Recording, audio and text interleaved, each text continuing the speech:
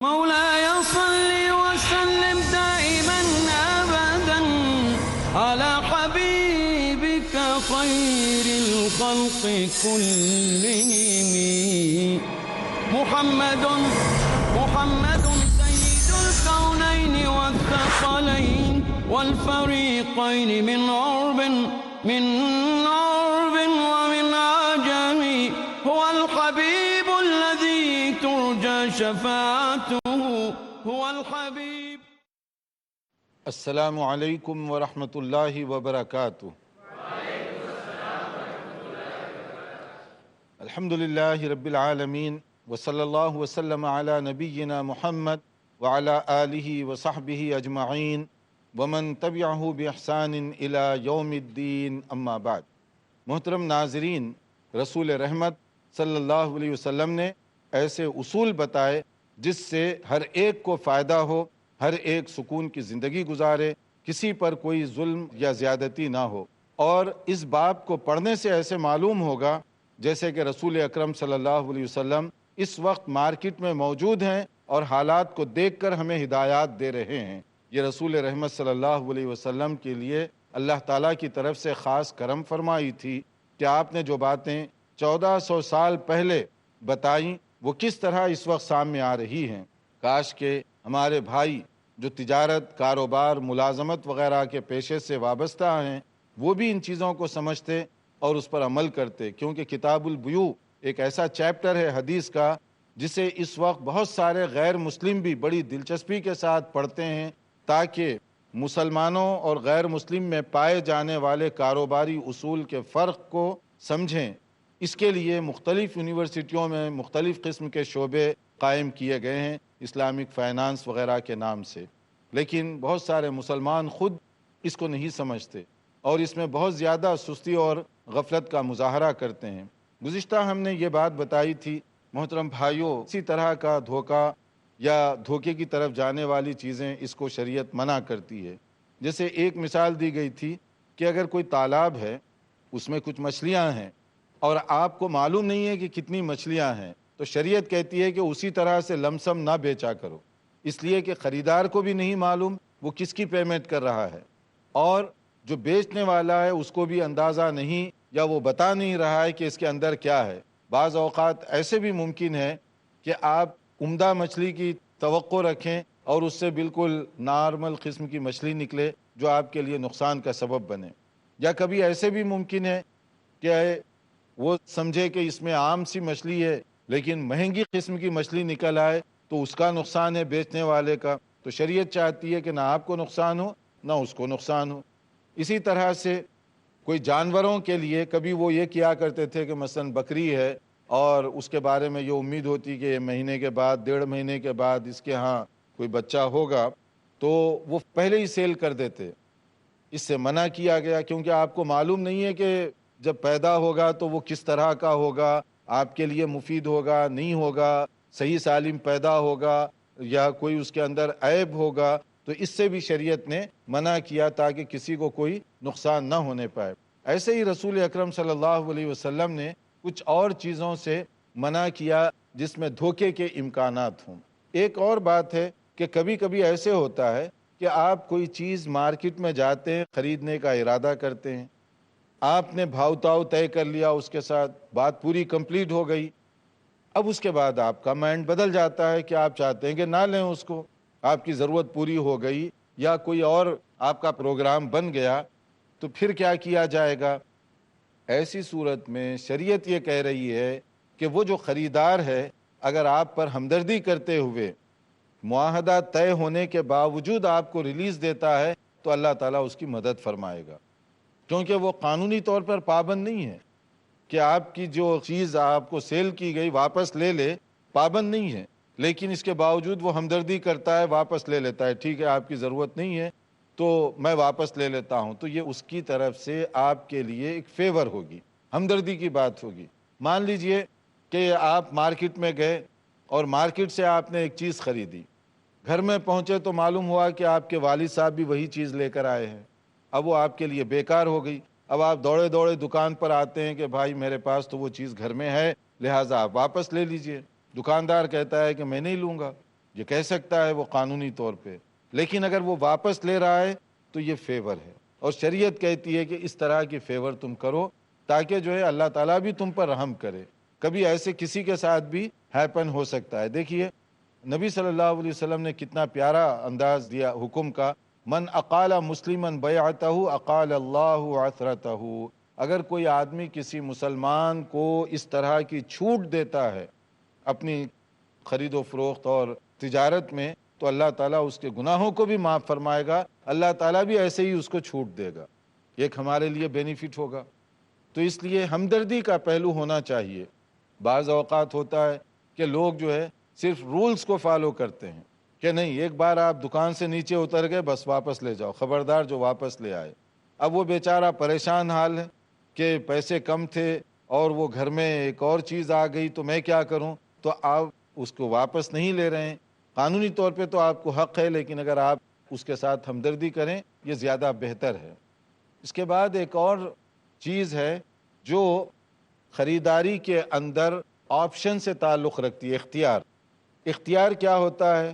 مثال کے طور پہ آپ کوئی چیز خریدتے ہیں تو یہ شرط رکھتے ہیں کہ میں یہ خرید تو رہا ہوں لیکن بعد میں اس کو میں چیک کروں گا، اگر صحیح نکلے گی تو ٹھیک ہے میں رکھ لوں گا، نہیں تو واپس لینا ہوگا آپ کو۔ تو یہ ہے کنڈیشنل خرید و فروخت، مشروط خرید و فروخت۔ شریعت بھی اس کی اجازت دیتی ہے۔ جیسے اس سے پہلے ایک موقع پر گزرا کہ زمانے جاہلیت کے لوگ جو ہے اونٹنی وغیرہ بیچتے تو 2-3 دن دودھ نہیں نکالتے تھے۔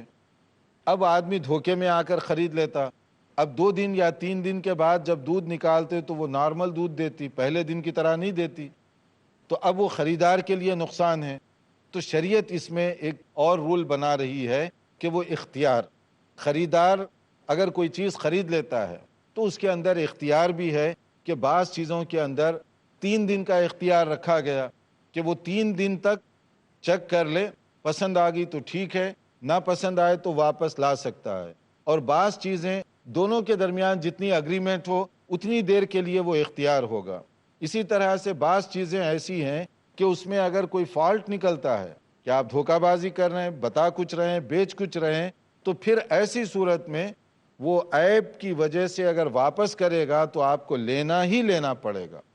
اور بعض ممالک میں اس پر عمل ہوتا ہے، اگر آپ کوئی چیز خریدتے ہیں آپ کی پسند کی نہیں نکلی وہ چیز، یا اس کے اندر کوئی کمی بیشی ہو تو وہ کمپنیاں واپس لے لیتی ہیں اس چیز کو، اور بعض جگہ قطعاً واپس نہیں لیتے۔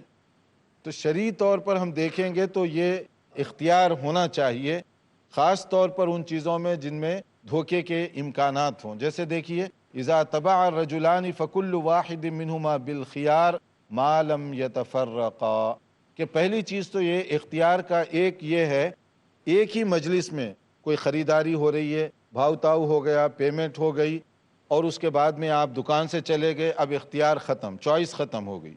کچھ چیزیں ایسی ہوتی ہیں، اور کچھ چیزیں ایسی ہوتی ہیں جس میں آپ پہلے سے شرط رکھتے ہیں کہ میں 3 دن تک یہ چیک کر سکتا ہوں، اگر پسند نہ آئے واپس لاؤں گا، تو 3 دن تک وہ واپس لائے تو آپ اس کو لے لیجئے، چوتھے دن نہ لیجئے، کیونکہ آپ نے جو ٹائم دیا تھا وہ ختم ہو گیا۔ جیسے کچھ چیزیں، مثال کے طور پہ آپ دکان سے گوشت خریدنے کے لیے گئے، اب آپ نے اپنی پسند کا پیس کٹوایا، اب گھر میں لاتے ہیں تو اماں جان کہتی ہیں کہ یہ کیوں لے آئے تم، نہیں چاہیے واپس کرو۔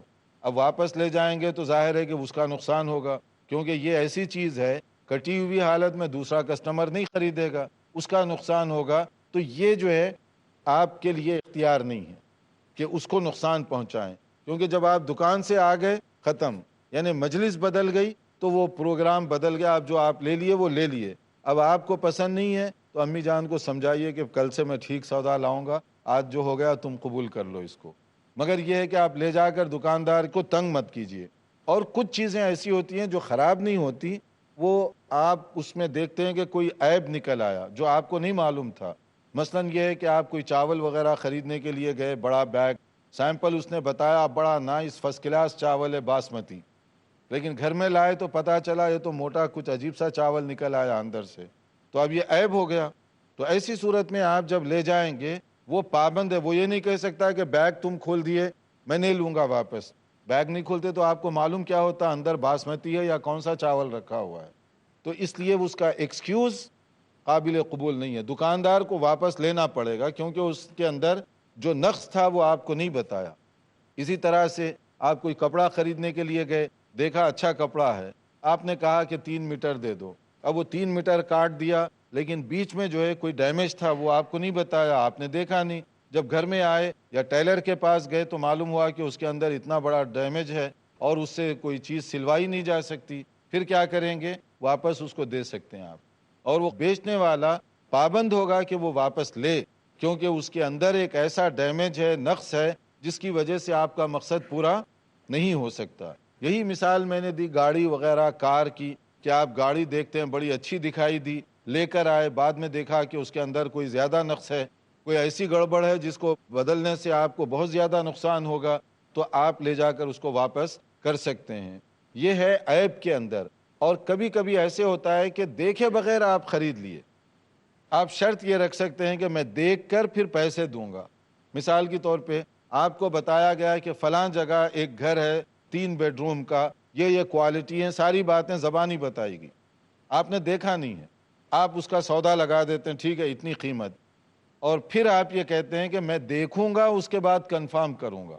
تو جب آپ جا کر دیکھتے ہیں 3 بیڈروم کا تو گھر ہے، لیکن وہ بیڈروم اتنے ہیں کہ اس کے اندر بچے کا جھولا ہی آ سکتا ہے، یعنی اتنے چھوٹے ہیں، یا اس میں کوئی اور بات ہے، تو پھر کیا کریں گے آپ واپس کر سکتے ہیں، کیونکہ آپ نے شرط یہ رکھی تھی کہ میں دیکھوں گا اس کے بعد پیمنٹ کروں گا۔ تو ایسی صورت میں بھی آپ کو پورا اختیار حاصل ہے۔ دیکھتے رہیے پروگرام، ایک مختصر بریک کے بعد انشاءاللہ حاضر ہوں گے۔ محمد سید الکونین والثقلین۔ ناظرین، ہم بتا رہے تھے کہ خرید و فروخت میں اختیار، چوائس بعض جگہوں پر ضروری ہوتا ہے۔ بعض چیزوں میں جب آپ خرید کر دکان سے نکل جائیں تو اختیار ختم ہو جاتا ہے، اور بعض چیزوں میں کوئی عیب نکل آئے تو آپ کے پاس اختیار ہے کہ واپس کریں، اور دکاندار کو ضروری ہوگا کہ وہ واپس لے آپ کی چیز۔ یا اسی طرح سے آپ کوئی کنڈیشن پہلے سے طے کر لیتے ہیں تو کنڈیشن کے مطابق دونوں کو عمل کرنا ہوگا۔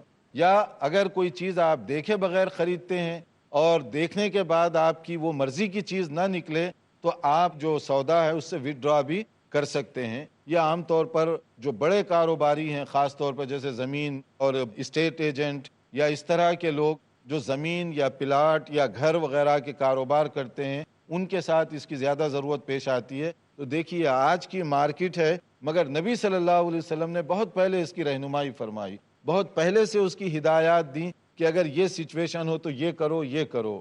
اسی طرح سے ایسے بھی ہوتا ہے کہ بعض اوقات آپ اچھے مقصد سے جاتے ہیں لیکن دکاندار جو ہے دھوکہ دے دیتا ہے، واپس آپ لاتے ہیں تو وہ لینے کے لیے تیار نہیں ہے۔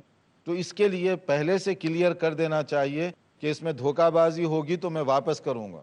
ایک صحابی نبی صلی اللہ علیہ وسلم کی خدمت میں حاضر ہوئے، انہوں نے کہا کہ اللہ کے نبی صلی اللہ علیہ وسلم، میں جب کوئی چیز خریدتا ہوں تو لوگ مجھے دھوکہ دے دیتے ہیں، ذرا ہم کہتے ہیں نا سیدھے سادے آدمی تھے وہ، تو ان کی سیدھے پن کو دیکھ کر بعض اوقات دھوکہ دے دیتے تھے لوگ۔ تو نبی صلی اللہ علیہ وسلم نے کہا اچھا تم اب آئندہ سے جب خریدو تو کہو کہ اذا بایعت فقل لا خلابہ، کہ اس میں کوئی دھوکہ نہیں ہے۔ پھر بھی دھوکہ ہو جائے گا تو وہ واپس آپ کر سکتے ہیں، وہ واپس لینے کا ذمہ دار ہوگا۔ تو وہ کہتے ہیں کہ نبی صلی اللہ علیہ وسلم کے یہ جملے سے اتنی برکت ہوئی کہ بعد میں نے جو بھی خریدا اس میں فائدہ ہی ہوا، دھوکہ نہیں ہوا۔ پہلے ہمیشہ دھوکہ ہوتا تھا، جب آپ نے یہ جملہ سکھایا تو اللہ کی توفیق اس کی اتنی برکت ہوئی کہ اس کے بعد کوئی دھوکہ اس کے اندر نہیں ہوا۔ یہ اور اس طرح کی جو چیزیں ہیں دھوکے سے ہمیں روک رہی ہیں، کیونکہ شریعت یہ کہتی ہے کہ نہ دھوکہ دو نہ دھوکہ اٹھاؤ، نہ نقصان پہنچاؤ نہ نقصان اٹھاؤ۔ یہ ہے بزنس کا اصول۔ اگر اس میں آپ کا کوئی سوال وغیرہ ہو تو قبل اس کے کہ ہم نیا چیپٹر شروع کریں آپ یہاں پر پوچھ سکتے ہیں۔ آپ کچھ پوچھنا چاہتے ہیں؟ السلام علیکم وعلیکم السلام۔ شیخ، اگر میں دکاندار ہوں اور میں نے کوئی چیز ایک کسٹمر کو بیچا لیکن مجھے نہیں معلوم تھا کہ اس میں ڈیفیکٹ ہے، تو کسٹمر جا کے دیکھتا ہے کہ اس میں ڈیفیکٹ ہے، تو اگر وہ مجھے واپس دیتا ہے تو اس میں میرا بھی نقصان ہے، تو کیا اس حال میں کیا ایکسیپٹ کرنا چاہیے اس کو کہ نہیں؟ ہاں ماشاء اللہ، کہ اگر آپ کوئی ایسی چیز فروخت کرتے ہیں جس کے بارے میں آپ کو نہیں معلوم تھا کہ اس میں کیا عیب ہے، انجانے میں آپ بیچ دیتے ہیں اور وہ لے جا کر دیکھتا ہے واپس لے آتا ہے، تو ایسی صورت میں کیا کرنا چاہیے؟ ایسی صورت میں صحیح تو یہ ہے کہ جب وہ لائے گا تو آپ اس کو واپس لے لیں، اس لیے کہ آپ کے اور اس کے درمیان جو سیل ہوئی تھی اس میں دھوکہ سامنے آ گیا. باقی رہا آپ جہاں سے خریدے تھے آپ وہاں پر چلے جائیں, ان سے آپ گفتگو کریں کہ اس کے اندر یہ فالٹ تھا. اگر آپ مناسب طریقے سے بات کریں گے تو شاید آپ کا بھی نقصان ختم ہو جائے. اور اگر کسی وجہ سے وہ نقصان آپ کا پورا نہ بھی کرے تو آپ کو شریعت یہ اجازت نہیں دیتی کہ چونکہ آپ کو دھوکہ ہوا آپ اس کو دھوکہ دے دیں, یہ شریعت اجازت نہیں دیتی. اس لیے پہلا جو طریقہ ہے کہ آپ سے جو خریداری کیا آپ اس کو جو بھی حق ہے اس کا دے دیں, اللہ تعالیٰ خیر و برکت دینے والا ہے انشاءاللہ. اب اس کے بعد ہم جو دوسرا جو باب شروع کر رہے ہیں یہ خرید و فروخت, لین دین, کاروبار, زندگی گزارنے کے اندر بہت ہی سیریس باب ہے, بہت اس کے اندر سنجیدگی کی ضرورت ہے. ہم اپنی گزارش کریں گے اپنے تمام معززین سے جو دنیا بھر میں پروگرام ہمارا دیکھ رہے ہیں کہ اسی محبت اور شوق کے ساتھ آپ ان باتوں کو بھی سمجھیں جو اس چیپٹر میں بیان کی جا رہی ہیں. یہ چیزیں ہماری نہیں ہیں, یہ اللہ اور اس کے رسول صلی اللہ علیہ وسلم کا بتایا ہوا دین ہے. یہ چیپٹر ہے ربا کا. ربا کہتے ہیں سود کو, انٹرسٹ کو. سود یہ ایک ایسی بیماری ہے جو اس وقت وبا کی شکل اختیار کر گئی ہے. گھر گھر اس سے متاثر ہے الا ماشاء اللہ. ملکی سطح پر دیکھیں, آپ علاقائی سطح پر دیکھیں, آپ گھریلو سطح پر دیکھیں, کہاں کہاں یہ وبا سرایت کر گئی ہے. اس کے بارے میں علامہ ابن حجر عسقلانی رحمۃ اللہ علیہ نے اپنی مشہور کتاب بلوغ المرام کا ایک مکمل چیپٹر تیار کیا ہے کہ رسول اکرم صلی اللہ علیہ وسلم نے سود کے بارے میں, ربا کے بارے میں جو باتیں فرمائی ہیں وہ اس میں کچھ باتیں جمع کی گئی ہیں. اگر ان باتوں کو کوئی آدمی سمجھے, پڑھے, پھر وہ مسلمان ہو اور اس کے خلاف کرے, سمجھ میں نہیں آتا کہ ہمارا ایمان ختم ہو چکا ہے یا نبی صلی اللہ علیہ وسلم سے محبت اور آپ کی ایمان بالرسالت ختم ہو گیا یا کیا ہوا. اس میں دیکھیے قرآن کریم میں کیا اصول پیش کیا گیا وہ بھی ہمارے ذہن میں ہو. پھر اس کے بعد میں آپ دیکھیے اس باب میں جو کچھ کہا گیا ہے. اس لیے ہم نے کہا کہ اس باب کو تاجر حضرات, کاروباری لوگ یا گھریلو افراد بہت توجہ کے ساتھ سمجھیں کہ کہاں ہم سے غلطیاں ہو رہی ہیں, کس کس طرح کی کوتاہیاں ہو رہی ہیں. قرآن کریم سورہ بقرہ آیت 275 سے لے کر 280 تک آپ لوگ سارے گھر میں پڑھیں اس کو, اور جو معززین ہیں ان سے بھی ہماری گزارش ہے, یہ قرآن کا مسئلہ ہے. ڈفرینسز آف اوپینین کی کوئی بات نہیں ہے, اختلاف رائے اس کی کوئی بات نہیں ہے, یہ علماء کی رائے ہے یہ بھی بات نہیں ہے, یہ قرآن کی بات. سورہ بقرہ قرآن کا حصہ ہے. سورہ بقرہ کی آیت 275 سے 280 اٹھائیے قرآن, پڑھیے آپ بھی, دیکھیے اس میں کیا کہا گیا. نمبر 1, اللہ تعالیٰ نے فرمایا وَأَحَلَّ اللَّهُ الْبَيْعَ وَحَرَّمَ الرِّبَا, اللہ نے خرید و فروخت بزنس سے جو نفع حاصل ہو, پرافٹ, اس کو جائز اور حلال قرار دیا ہے, اور ربا اس کو حرام قرار دیا ہے. حرام, unlawful according to Islamic Sharia, حرام ہے, prohibited. اور اس میں کلیئر کٹ ہے وَأَحَلَّ اللَّهُ الْبَيْعَ وَحَرَّمَ الرِّبَا. نمبر 2, اگر کوئی اس میں انجانے میں انوالو ہو گیا تھا, اس کو معلوم نہیں تھا سود کا حکم شرعی لحاظ سے, انوالو ہو گیا, تو کیا کرنا چاہیے؟ قرآن کریم میں اسی میں کہا گیا یا ایھا الذین آمنوا اتقوا اللہ وذروا ما بقی من الربا ان کنتم مؤمنین, اے ایمان والو اللہ کا تقوی اختیار کرو اور سود کو چھوڑ دو اگر تم مومن ہو. کا معنی یہ ہوا کہ مومن ہوں گے تو سود کو چھوڑ دیں گے, سود لیں گے تو آپ کا ایمان ڈیمیج ہو جائے گا, آپ کے ایمان پر کوسچن مارک لگ جائے گا. ان کنتم مؤمنین, اگر تم مومن ہو تو کیوں اب کرو. نمبر 3, اگر آپ مومن ہیں بھی پھر سود نہیں چھوڑتے, سود میں انوالو ہیں, سود پر گھر لیا, سود پر کار لی, سود پر بزنس چلا رہے ہیں, تو کیا ہوگا؟ سنیے قرآن کی انہی آیات میں کیا کہا گیا, یہ اللہ کا فرمان ہے فَإِن لَّمْ تَفْعَلُوا فَأْذَنُوا بِحَرْبٍ مِّنَ اللَّهِ وَرَسُولِهِ, اگر تم سود سے باز نہیں آؤ گے اللہ اور اس کے رسول کے خلاف حرب, جنگ کرنے کے لیے تیار ہو جاؤ. جنگ, اگر آپ میں سے کوئی سمجھتا ہے کہ میرے زور بازو میں اتنا دم ہے کہ میں اللہ اور اس کے رسول سے لڑ کر جیت سکتا ہوں, پھر تو کر سکتا ہے سود. مگر کون ہے وہ جو اللہ اور اس کے رسول سے لڑ کر جیتے؟ اس سے آپ سمجھیں حرب, جنگ ہے. اور پھر سود آپ لیتے ہیں مثلا 20 سال کے لیے, مثال کے طور پہ, یا 10 سال کے لیے. 10 سال کے لیے آپ نے سود لیا، 5 سال کے بعد آپ کی وفات ہو گئی، تو آپ قبر میں کیسے جا رہے ہیں؟ اللہ اور اس کے رسول کے ساتھ جنگ کرتے ہوئے جا رہے ہیں۔ مغفرت کہاں ہوگی؟ نجات کہاں ہوگی اس کی؟ پھر میدان محشر میں کیسے ٹھہر رہے ہیں؟ اللہ کے ساتھ جنگ کرتے ہوئے، رسول اللہ صلی اللہ علیہ وسلم کے ساتھ جنگ کرتے ہوئے۔ اب نبی سے جنگ کرتے ہوئے کوئی آدمی جائے تو حوض کوثر کا پانی اس کو ملے گا؟ شفاعت اس کو ملے گی؟ اور اللہ اور اس کے رسول کے ساتھ کوئی جنگ کرتے ہوئے جائے تو اللہ تعالیٰ کی نجات اور مغفرت ہوگی؟ یہ ہے قرآن، یہ لوگوں کی باتیں بھی نہیں ہیں۔ آپ خود اپنے گھروں میں قرآن مجید کو اٹھائیے اور اس کا ترجمہ پڑھیے، اور اس میں ایکسکیوز بھی نہیں ہے کہ آپ سود جو ہے صرف قرض لے رہے ہیں سود پر، یا دینے والا، یا کوئی ایسے بہانے کرے، نہیں، بہانوں کے سارے دروازے ان ایڈوانس بند کر دیے گئے۔ اب دیکھیے، نبی کریم صلی اللہ علیہ وسلم کی زبان سے سخت الفاظ بہت کم نکلے ہیں، جب حدود اللہ کی کوئی پامالی کرے تبھی آپ کی زبان سے سخت الفاظ نکلے۔ تو یہاں پر بھی کیا ہوا؟ لعن رسول اللہ صلی اللہ علیہ وسلم آکل الربا وموکلہ وکاتبہ وشاہدیہ وقال ہم سواء۔ صحیح مسلم اور صحیح بخاری، بالکل اتھینٹک حدیث۔ نبی صلی اللہ علیہ وسلم نے فرمایا، سود کا کھانے والا، کھلانے والا، اس کو لکھنے والا، کاتب، رائٹنگ کرنے والا، کلرک ہو، سیکریٹری ہو، جو سودی کاروبار یا سودی چیزوں کو لکھنے والا، اس میں وٹنس بننے والا، یہ سب کے سب گناہ گار ہیں۔ اور آپ نے فرمایا کہ سب برابر کے ہیں، گناہ میں شامل، سب برابر کے، کہ آپ دیں، لیں، گواہ بنیں یا اس کے کام یا کانٹریکٹ لکھیں، سب کے سب کیا ہوں گے؟ گناہ گار۔ اور پلس نبی صلی اللہ علیہ وسلم نے کیا ہے؟ لعن رسول اللہ صلی اللہ علیہ وسلم، رسول اللہ صلی اللہ علیہ وسلم کی ان لوگوں پر سب پر لعنت ہے۔ اب آپ دیکھیے کتنا سخت لفظ ہے، لعنت کا لفظ۔ اب نبی کریم صلی اللہ علیہ وسلم کسی پر لعنت فرمائیں، پھر اس کی نجات کا کیا انتظام ہوگا؟ اس کی شفاعت کا کیا انتظام ہوگا؟ اسی لیے یہ چیپٹر کو بہت توجہ سے سننے کی ضرورت ہے۔ یہ بھی سنت ہے، یہ بھی سیرت ہے، یہ بھی حکم ہے رسول اکرم صلی اللہ علیہ وآلہ وسلم کا۔ صرف اتنا ہی نہیں بلکہ اس میں اتنا سخت حکم دیا گیا۔ دیکھیے نبی صلی اللہ علیہ وسلم فرماتے ہیں، الربا 73 بابا ایسرها مثل ان ينكح الرجل امه۔ اللہ اکبر۔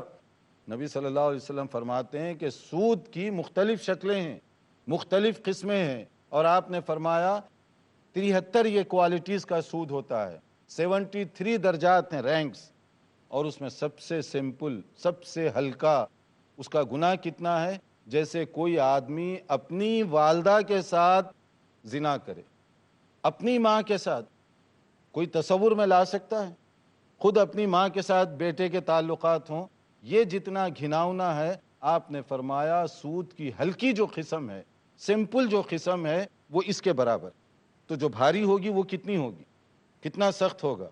یہ نبی کریم صلی اللہ علیہ وسلم کی احادیث طیبہ ہیں۔